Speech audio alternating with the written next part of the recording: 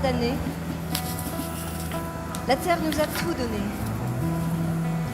Et nous, les hommes, nous en avons bien profité.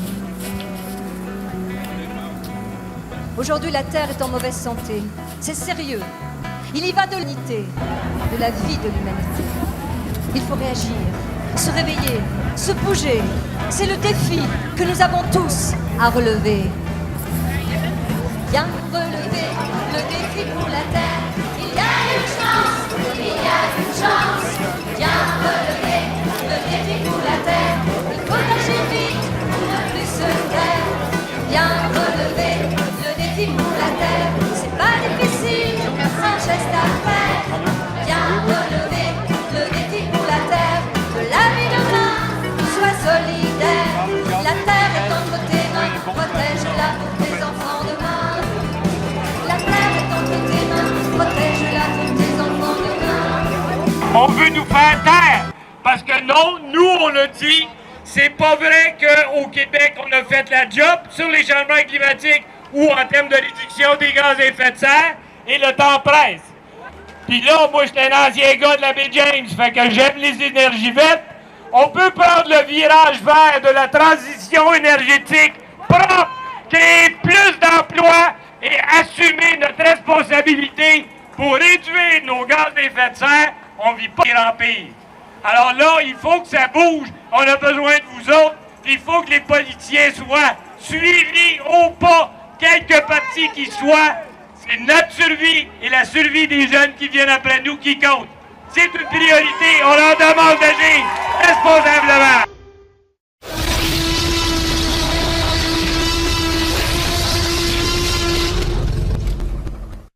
Il faut bien m'écouter. On va faire un tie-in ensemble. Donc, je vais vous demander de vous espacer, de faire un peu d'espace les uns entre les autres, de vous avancer. Ce qu'on va faire ensemble, c'est qu'on va, à mon go, se coucher sur le sol. Les personnes qui...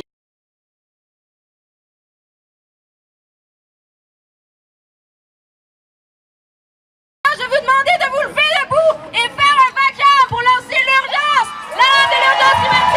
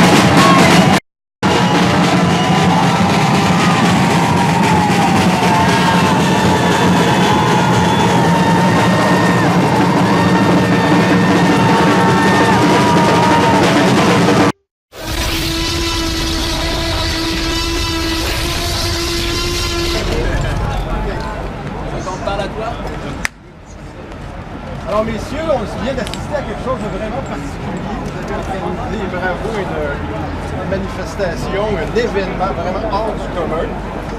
J'aimerais commençons avec le vétéran. Qu'est-ce que tu penses? Qu'est-ce qui s'est passé ce soir? Bien, je pense que ce qu'on a vu, c'est que les gens sont beaucoup plus sensibles à la question de l'environnement et surtout du bouleversement climatique et de l'urgence climatique que ce que les médias, que ce que les politiciens, que ce que les organismes, les structures pensent. Et on a bien vu, la réponse a été bruyante et enthousiaste. On demande à ce qu'il y ait de l'action, on est en urgence climatique, les gens ont bien répondu. Patrick, toi, tu es au cœur du combat depuis déjà plusieurs années. Le politique, ça te concerne beaucoup. Qu'est-ce que tu as pu voir? Comment tu as senti? Comment tu analyses les réactions de nos chefs politiques? En fait, il y a trois choses. Aujourd'hui, on a eu un mouvement communautaire auquel s'est greffé le mouvement environnemental pour participer à cette manifestation-là. Il y a eu d'une manière spontanée tout le monde dans la foule qui ont accepté, qui n'étaient pas au courant, qui ont accepté de faire un tie-in parce qu'ils considèrent que l'urgence climatique est importante, il faut envoyer un message clair.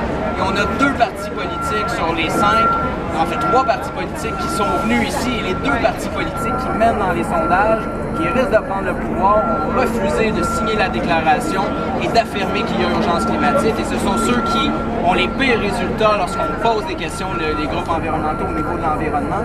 Ce sont ceux qui n'ont pas de plan. Donc c'est extrêmement inquiétant, mais on sait que la population va être là pour pousser les partis parce qu'on n'accepte plus. Ça fait 3 ans qu'on a signé l'accord de Paris. Il n'y a rien qui bouge. Le gouvernement du Québec, il n'a pas fait le travail. On ne s'en va pas dans la bonne direction, autant au fédéral qu'au provincial. Puis ça prend la population qui sort dans la rue, ça prend les gens qui se mobilisent parce qu'on ne peut pas laisser les gouvernements comme ça aller et nous envoyer dans le mur. On le voit déjà au Québec et partout dans le monde. On sent les changements climatiques, on voit les événements extrêmes et il est temps qu'on déniaise nos gouvernements. Absolument. André, excuse. André, tu viens d'entendre, on vient de voir des comportements, en fait, au niveau politique, qui sont particuliers dans le sens où, oui, il y a 2 chefs des formations majeures qui ont décidé de ne pas se présenter. Qu'est-ce que ces gens-là risquent d'avoir comme backlash éventuellement? Parce qu'on s'entend, on sait que maintenant la crise climatique est reconnue au niveau scientifique et que c'est aussi une urgence de santé et de sécurité.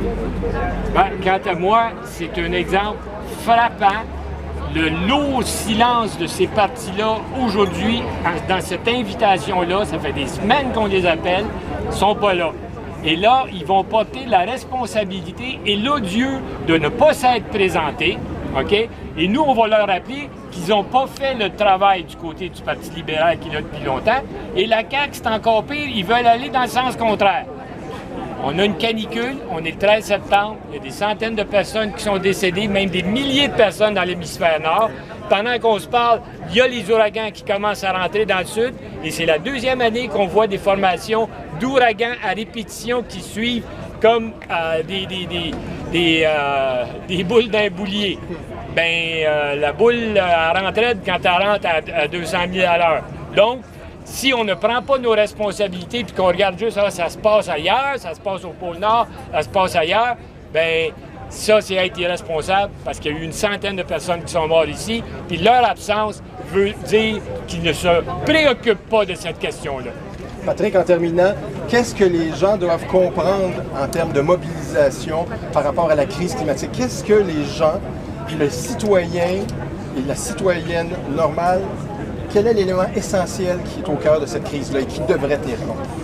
C'est une question de surconsommation, c'est une question de surproduction également. Il faut qu'on change radicalement notre système économique actuellement, qui nous amène dans le mur, qui alimente cette crise-là. Si tout le monde consommait comme les Québécois, c'est 3 planètes Terre que ça prendrait pour subvenir à nos besoins. C'est complètement insoutenable. On est des gouvernements qui font rien, qui proposent des petites mesures, c'est homéopathique, alors qu'on a besoin littéralement d'un remède de cheval, d'un changement radical. Et c'est ça que ça prend. Et aujourd'hui, ce qu'on a clairement comme message, c'est que quand les gens vont se présenter aux élections dans les urnes, il y a des partis qui mettent l'environnement de côté et il y en a d'autres qui prennent ça au sérieux, qui proposent des solutions. Et je pense que les gens vont voter en fonction de ça. À tout le moins, ça va être un facteur important. Et les partis qui ont sous-estimé l'importance de la mobilisation, l'importance de l'environnement, de la lutte contre les changements climatiques pour les Québécois, vont avoir des surprises parce qu'en 2018, on ne peut pas arriver sans plan sérieux de lutte contre les changements climatiques. Et c'est ce qu'on a chez les 2 principaux partis actuels.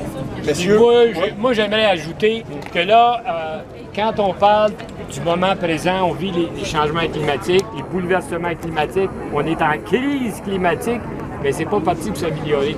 Et quand je pense aux jeunes, j'ai un gars moi, qui a 33 ans, qui a une petite fille qui a 2 ans, j'ose pas imaginer que ça va être dans 30 ans. Alors, il faut de l'action immédiatement, il faut un traitement choc, il faut vraiment virer le cap totalement et malheureusement, on voit que les 2 grands partis ne sont pas partis pour virer, ils virent dans le beurre, mais ils ne virent pas vers le changement qu'on a besoin. Donc, quand ils parlent de changement, je ne sais pas de quoi ils parlent, mais nous, on parle d'un changement radical. Patrick vient de le dire. Ce qu'on a besoin, c'est d'une politique qui prend en priorité la lutte au changement climatique, au bouleversement climatique, à la crise climatique.